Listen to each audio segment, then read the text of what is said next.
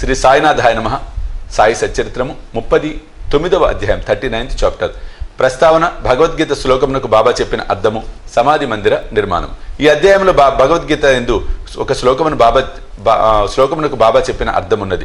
కొందరు బాబాకు సంస్కృతం తెలియదనియు అది నానాసాహెబ్ చందోర్కర్ చెప్పినదనియు అనుడిచే హేమాడ్ పంత్ 50 అధ్యాయంలో ఈ సంగతిని విశదీకరించెను. 2 అధ్యాయములలోనూ ఒకే విషయం ఉండుడిచే రెండును ఇందులో పొందుపరచటమైనది. ప్రస్తావన షిరిడి పవిత్రమైనది, ద్వారకమై పావనమైనది. ఏలన శ్రీ సాయి అచటని నివసించుచు తిరుగుచు మసలుచు తుదకు అక్కడనే మహాసమాధి పొందిరి. షిరిడి గ్రామ ప్రజలు ధన్యులు. వారి సర్వకార్యములను బాబా నెరవేర్చుచుండెను. బాబా వారి కొరకే చాలా దూరం నుండి అచటకు వచ్చెను. మొదట షిరిడి చాలా చిన్న గ్రామం. సాయిబాబా అచట నివసించుటచే దానికి గొప్ప ప్రాముఖ్యత వచ్చెను. తుదకది పవిత్రమైన యాత్రాస్థలమాయను. అచ్చట ఉండు స్త్రీలు కూడా ధన్యులు. బాబా యందు వారి భక్తి నిస్సంశయంగా పరిపూర్ణమైనది. బాబా మహిమను వారు స్నానం చేయనప్పుడు, విసురునప్పుడు, రుబ్బునప్పుడు, ధాన్యము దంచునప్పుడు, తదితర గృహకృత్యములు చేయనప్పుడు పాడుచుండేవారు. వారి భక్తి ప్రేమలు పావనములు. వారు చక్కని పాటలు పాడుచుండేవారు. అవి పాడిన వారికి, విన్నవారికి మనశ్శాంతి కలుగుచుండెను. భగవద్గీత శ్లోకమునకు బాబా చెప్పిన అర్థము, బాబాకు సంస్కృతము వచ్చునని నమ్మువారుండరు. ఒకనాడు భగవద్గీతలోని ఒక శ్లోకమును బాబా చక్కని అర్థమును నానాసాహెబ్కు వివరించిరి, బోధించి ఆశ్చర్యం కలుగజేశాను. ఈ విషయంను గురించి బివి దేవ్ గారు రాసినారు. వారు స్వయంగా నానాసాహెబ్ చందోర్కర్ వద్ద నుంచి సంగతులు తెలుసుకున్నట్టుచే ఈ వృత్తాంతము దిగువన ఇవ్వబడెను. నానాసాహెబ్ చందోర్కర్ వేదాంతమును బాగా చదివినవారు. ఆయన భగవద్గీతను వివిధ వ్యాఖ్యానములతో చదివి ఉన్నందున తన పాండిత్యములకు గర్వించుచుండెను. బాబాకి ఈ విషయం గాని సంస్కృతము గాని తెలియదని అతని అభిప్రాయం. అందుచే ఒకనాడు బాబా అతని గర్వమనిచెను. ఆ తొలి రోజులలో భక్తులు గుంపులుగా రానప్పుడు బాబా భక్తుల సంశయములు తీర్చుటకు ఒంటరిగా వారితో మసీదులో మాట్లాడుచుండిరి. బాబా దగ్గర నాన్న కూర్చొని వారి కాళ్ళు ఒత్తుచు నోటితో ఏదో గొనుక్కొనుచుండెను. బాబా, నానా ఏమి గొనుగుచున్నావయ్యా? బాబా, సంస్కృత శ్లోకమును వల్లించుచున్నాను. ఏ శ్లోకము? భగవద్గీతలో ఉంది బాబా. గట్టిగా చదువుము. తద్విద్ది ప్రణిపాతేన పరిప్రశ్నైన సేవయా ఉపదేక్షంతి తే జ్ఞానిన తత్వదర్శిన. నానా, అది నీకు బోధపడినదా? అవును బాబా. నీకు తెలిసినచో నాకు చెప్పుము. దాని తాత్పర్యం ఇది బాబా. సాష్టాంగ నమస్కారము చేయుట అనగా పాదములపై పడుట, గురువుని ప్రశ్నించుట, వారి సేవ చేయుట ద్వారా ఈ జ్ఞానమును తెలుసుకొనుము. అప్పుడు మోక్షమును పొందు జ్ఞానము గలవారు అనగా పరబ్రహ్మం తెలిసిన వారు ఆ జ్ఞానమును ఉపదేశించరు. బాబా ఈ విధంగానను, నానా, శ్లోకము యొక్క తాత్పర్యము అక్కరలేదు. ప్రతిపదార్థము, వ్యాకరణము మరియు దాని అర్థము చెప్పుము. అప్పుడు నాన్న ఇలా చెప్పాను. నానా ప్రతిపదమును అర్థం చెప్పాను. నానా, ఉత్త సాష్టాంగ నమస్కారము చేసినచో చాలునా? ప్రణిపాతయను పదమునకు ఇంకొక అర్థము నాకు తెలియదు బాబా. ప్రణిపాత అనగా సాష్టాంగ నమస్కారం అనేది తెలియదు బాబా. పరిప్రశ్న అనగా ఏమి? ప్రశ్నలు అడుగుట బాబా. ప్రశ్న అనగా ఏమి? అదే బాబా, ప్రశ్నించుట. పరిప్రశ్నే అన్నను ప్రశ్న అన్నను ఒకటే అయినచో వ్యాసుడు పరి అను ప్రత్యయమును ప్రశ్న ముందేలా ఉపయోగించవలెను. వ్యాసుడు తెలివి తక్కువవాడా? పరిప్రశ్న అను మాటకు నాకు ఇతర అర్థం లేవి తెలియదు బాబా. సేవ అనగా ఎట్టిది? ప్రతిరోజు మేము చేసేది బాబా. అట్టి సేవ చేసినా చాలునా? సేవ అనే పదమునికి ఇంకొక అర్థం ఏమి నాకు తోచటం లేదు బాబా. 2వ పంక్తిలోని ఉపదేక్షంతితే జ్ఞానం అను దానిలో జ్ఞానం అను పదమును ఉపయోగించకుండా ఇంకొక పదము ఉపయోగించగలవా? అవును బాబా. ఏ పదము? అజ్ఞానం బాబా. జ్ఞానమునకు బదులు అజ్ఞానము ఉపయోగించినచో ఈ శ్లోకంలో ఏమైనా అర్థము కలదా? లేదు బాబా. శంకర భాష్యం ఆ విధంగా చెప్పుటలేదు. వారు చెప్పనిచో పోనిమ్ము. అజ్ఞానము అను పదము ఉపయోగించిన ఎడల తగిన అర్థము వచ్చినప్పుడు దానిని ఉపయోగించుటకేమైనా ఆక్షేపణ కలదా నానా? అజ్ఞానము అను పదమును చేర్చి దాని అర్థమును విశదపరచుట నాకు తెలియదు బాబా. కృష్ణుడు అర్జునుని జ్ఞానులకు తత్వదర్శులకు నమస్కారము, ప్రశ్నించుట, సేవ చెయ్యమని చెప్పనేలా? స్వయముగా కృష్ణుడు తత్వదర్శి కాడా? వారు నిజముగా జ్ఞానమూర్తి కారా? అవును బాబా, అతడు తత్వదర్శియే. కానీ అర్జునుడు ఇతర జ్ఞానుల నేల సేవించమనను నాకు కూడా తోచట్లేదు బాబా. నీకది బోధపడలేదా? నానా సిగ్గుపడాను, అతని గర్వం అణిగాను. అప్పుడు బాబా ఇట్లు వ్యాఖ్యానించాను, జ్ఞానుల ముందు ఉత్త సాష్టాంగ నమస్కారం చేసినచో సరిపోదు. మనము సద్గురువునకు సర్వస్వ శరణాగతి చేయవలేను. ఊరక ప్రశ్నించుట చాలదు. దుర్బుద్ధితో కాని, దొంగ ఎత్తుతో కాని, వారిని బుట్టలో వేయటకు గాని, వారి తప్పులను పట్టుటకు గాని పనికి మాలిన ఆసక్తితో అడుగరాదు.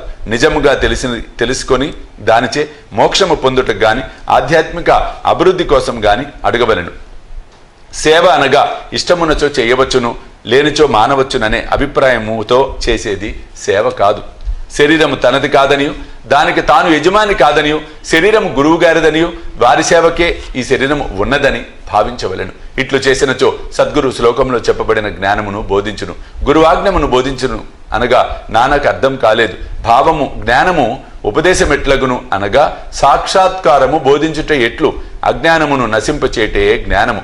జ్ఞానేశ్వర మహారాజ్ ఇట్లు చెప్పి ఉన్నారు, అజ్ఞానమును తొలగించుట ఇట్లు. ఓ అర్జున, స్వప్నము నిద్ర తొలగిపోయినచో మిగులునది నీవుగా గ్రహింపుము. జ్ఞానమనగా అజ్ఞానమును నశింపచేయటయే, చీకటిని తరుముటయే వెలుతురు. ద్వైతమును నశింపచేయటయే అద్వైతము. ద్వైతమును నశింపచేసేదమనగా అద్వైతమును గురించి చెప్పుట. చీకటిని నశింపచేసేదమనినచో వెలుతురు గురించి చెప్పుట. అద్వైతము పొందవలననిచో ద్వైత భావమును మనలో నుంచి తీసివేయవలేను. అదే అద్వైతం పొందు జ్ఞానం. ద్వైతములోనే ఉండి అద్వైతము గురించి మాట్లాడనేలా ఎవరైనా అట్లు చేసినచో ఆ స్థితిలోని వారు రానిదే, వారికి ఎట్లు తెలియను, దానిని వారెట్లు పొందురు. శిష్యుడు గురువు వలె జ్ఞానమూర్తియే. వీరిద్దరికి భేదమేమన్నా గ్రహించి తీరు. ఇక్కడ ద్వైతము అద్వైతము, ద్వైతము అద్వైతం అంటే ద్వైతం అంటే రెండు, అద్వైతం అంటే ఒకటి. ద్వైతం అంటే రెండు, అంటే దేవుడు అంటే ఆత్మ వేరు, పరమాత్మ వేరని. అద్వైతం వచ్చేటప్పటికి ఆత్మ పరమాత్మ అంటే ఒకటే, మనమంతా ఆ భావన అని ఇక్కడ చెప్పడం జరుగుతోంది. శిష్యుడు వీరిద్దరికీ భేదమేమనగా గ్రహించి తీరు. గొప్ప సాక్షాత్కారము, ఆశ్చర్యకరమైన మానవాతీత సత్వము, మహాశక్తి మత్వము మరియు ఐశ్వర్య యోగము. సద్గురువు నిర్గుణుడు సచ్చిదానందుడు. వారు మానవాకారమును అవతరించుట, జగత్తును మానవాళిని ఉద్ధరించుటకు మాత్రమే. దాని వలన వారి అసలైన నిర్గుణ స్వభావము కొంచెం కూడా వికారం చెందదు. వారి సత్యస్వరూపము, దైవిక శక్తి, జ్ఞానము తరగకుండా ఉండును. శిష్యుడు కూడా అట్టి స్వరూపం కలవాడే, కానీ అతనికి అనేక జన్మల అజ్ఞానం తానే శుద్ధ చైతన్యం అను సంగతిని కప్పివేయను. అతడు నేను సామాన్య నికృష్ట జీవుడును అనుకొనును. గురువు అజ్ఞానమును సమూలముగా తీసివేయను, తగిన ఉపదేశం ఇవ్వవలెను. లెక్కలేనన్ని జన్మల నుంచి సంపాదించిన అజ్ఞానమును గురువు నిర్మూలించి ఉపదేశించవలెను. ఎన్నో జన్మల నుంచి తాను నికృష్ట జీవుడు అనుకొను శిష్యుణ్ణి గురువు నీవే దైవము, శక్తియుతుడవు, ఐశ్వర్యశాలివి అని బోధించును. అప్పుడు శిష్యుడు కొంచెం కొంచెముగా తానే దైవమని గ్రహించును. తాను శరీరమనియు, తానొక జీవిననియు లేదా అహంకారమనియు, దేవుడు లోకము తనకంటే వేరేనియు తలంచు నితాంత భ్రమ అనేక జన్మల నుంచి వచ్చుచున్న దోషము. దానిపై ఆధారపడి చేసిన కర్మల నుండి వానికి సంతోషము, విచారము ఈ రెంటి యొక్క మిశ్రమము కలుగును. ఈ భ్రమను, ఈ దోషమును, ఈ మూల అజ్ఞానమును గురించి అతడు విచారం ఆరంభించవలెను. ఈ అజ్ఞానం ఎట్లు అంకురించినది, అది ఎక్కడ ఉన్నది అను దానిని చూపుటే గురు ఉపదేశము అందురు. ఈ దిగువ వివరించినవి అజ్ఞాన లక్షణములు. నేను జీవుని, శరీరమే ఆత్మ, భగవంతుడు, ప్రపంచము, జీవుడు వేరు. నేను దేవుడను కాను, శరీరం ఆత్మ కాదని తెలుసుకుండుట, దేవుడు జీవుడు ప్రపంచము ఒకటే అని తెలియకుండుట. ఈ తప్పులని చూపించినదే శిష్యుడు దేవుడనగా, ప్రపంచమనగా, శరీరమనగా ఏమో తెలియజాలడు. వానితో ఎట్టి బంధము కలదో, ఒకటికి ఇంకొకటి దానిపై వేరేదైనా లేదా రెండును ఒకటేనా అను సంగతి గ్రహింపజాలడు. ఈ సంగతులను బోధించుటకు వాని అజ్ఞానం నశింపజేయటకు చెప్పినది జ్ఞానమా అజ్ఞానమా? జ్ఞానమూర్తి అయిన జీవునకు జ్ఞానోపదేశం చేయనేల. ఉపదేశం అన్నది వారి తప్పును వానికి చూపి వాని అజ్ఞానము నశింపజేయటకే. బాబా ఇంకనట్లు చెప్పాను, ప్రణిపాతం అనగా శరణాగతి చేయుట. శరణాగతి అనగా తను, శరీరము, మనస్సు, ఐశ్వర్యములను సమర్పించుట. శ్రీకృష్ణుడు అర్జునుని ఇతర జ్ఞానులను ఆశ్రయించుమననేలా. సద్భక్తుడు సర్వము వాసుదేవ మయముగా భావించును. భక్తుడు ఏ గురువైనను శిష్యునిగానే భావించును. గురువు శిష్యుణ్ణి వాసుదేవుడిగాను, శ్రీకృష్ణుడు ఇద్దరిని తన ప్రాణమాత్మలుగాను భావించును. అటువంటి భక్తులు, గురువులు కలరని కృష్ణుడు తెలిసి ఉండడిచే వాని గురించి అర్జునునకు చెప్పాను. అట్టివారి గొప్పతనం హెచ్చి అందరికీ తెలియవలెనని కృష్ణుడు అట్లు పేర్కొనెను. సమాధి మందిర నిర్మాణం. బాబా తాను నిశ్చయించుకున్న పనుల గురించి ఎప్పుడూ మాట్లాడేవారు కారు, ఏమి సందడి చేయవారు కారు. సంగతి సందర్భములను, వాతావరణమును మిక్కిలి యుక్తిగా నేర్పరిచి తప్పనిసరి పరిస్థితులను కలిగించుచుండేవారు. అందుకు సమాధి మందిర నిర్మాణము ఒక ఉదాహరణ. నాగపూర్ కోటీశ్వరుడు శ్రీమాన్ బాపుసాహెబ్ బూటి షిరిడీలో సకుటుంబంగా ఉండేవారు. అతనికి అతడి సొంత భవనం ఉండిన బాగుండునని ఆలోచన. దీక్షిత్ వాడలో నిద్రించుతుండగా అతనికి ఒక దృశ్యము కనిపించెను. బాపుసాహెబ్ లేచి శ్యామ ఏడ్చుచుండడు చూసి కారణం అడిగాను. శ్యామ ఇట్లు చెప్పాను, బాబా నా దగ్గరికి వచ్చి ఒక మందిరంతో సహా వాడను నిర్మింపుము, నేను అందరి కోరికలను నెరవేర్చెద్దను అనను. బాబా ప్రేమ మధురమైన పలుకులు విని భావావేశమున మైమర్చితిని. నా గొంతుకు ఆర్చుకొని పోయాను, నా కండ్ల నుండి నీరు కార్చుండెను, నేను ఏడ్చుట మొదలెడెను. వారిద్దరి దివ్య స్వప్నములు ఒకటే అయినందుకు బాపుసాహెబ్ బూటి విస్మయం చెందెను. ధనవంతుడు ఒకటి చేతను చేతైన వాడు ఒకటిచే అతడు ఒక వాడను నిర్మించుటకు నిశ్చయించుకొని మాధవరావు సాయంతో ప్లాన్ గీశాను. కాకాసాహెబ్ దీక్షిత్ దానిని ఆమోదించాను. దానిని బాబా ముందర పెట్టగా బాబా కూడా వెంటనే ఆమోదించాను. కట్టడ ప్రారంభించిరి. శ్యామ పర్యవేక్షణ చేయుచుండెను. భూమి భూగృహము భావి పూర్తయింది. బాబా కూడా లెండింగ్ పోయినప్పుడు తిరిగి వచ్చినప్పుడు కొన్ని మార్పులు సూచించుచు సలహాలు ఇచ్చుచుండెను. మిగిలిన పని అంతయు బాపుసాహెబ్ జోగును చూడమండ్రి. అది నిర్మించినప్పుడు బాపుసాహెబ్ బూటికి ఒక ఆలోచన కలిగెను. చుట్టూ గదులుండి దాని మధ్యన ఒక విశాలమైన హాలులో మురళీధరుని ప్రతిమను ప్రతిష్ఠ చేయవలనని తట్టాను. బాబాకి సంగతి తెలియజేసి వారి అభిప్రాయం కనుగొనవలనని శ్యామ చెప్పాను. వాడ పక్క నుండి బాబా పోచుండగా వారిని శ్యామ ఈ విషయం అడుగగా బాబా అందులోకి సమ్మతించి, దేవాలయము పూర్తి కాగానే నేనే అచ్చట నివసించుటకు వచ్చేదను అని వాడవైపు చూచుచూ, వాడ పూర్తయిన పిమ్మట మనమే దానిని ఉపయోగించుకొనవలెను. మనమందరం అచ్చట ఉందుము, అందరూ కలిసిమెలిసి ఆడుకొందుము, ఒకరిని ఒకరు కౌగలించుకొని సంతోషముగా ఉండవచ్చును అనెను. దేవస్థాన మధ్య మందిరం కట్టుటకు తగిన శుభ సమయమా అని అడగగా బాబా సమ్మతించుడిచే శ్యామ కొబ్బరికాయ తెచ్చి పగలగొట్టి పని ప్రారంభించాను. కొద్ది కాలంలో పని పూర్తయిను. మురళీధర విగ్రహం తయారు చేయటకు ఆజ్ఞాపించిరి. అది తయారు కాకమునుపే కొత్త సంగతి జరిగాను. బాబా తీవ్రమైన జ్వరం వచ్చాను. వారు కాయంను విడిచుటకు సిద్ధముగా ఉండిరి.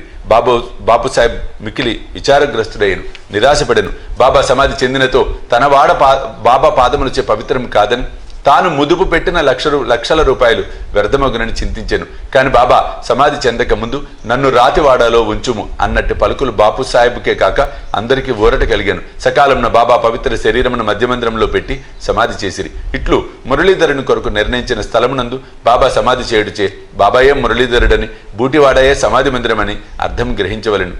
వారి విచిత్ర జీవితం లోతును కనుగొన శక్యము కాదు. తాను కట్టించిన వాడలో బాబా పవిత్ర శరీరము సమాధి అగుడిచే బాపుసాహెబ్ బూటి మిగుల ధన్యుడు, అదృష్టశాలి.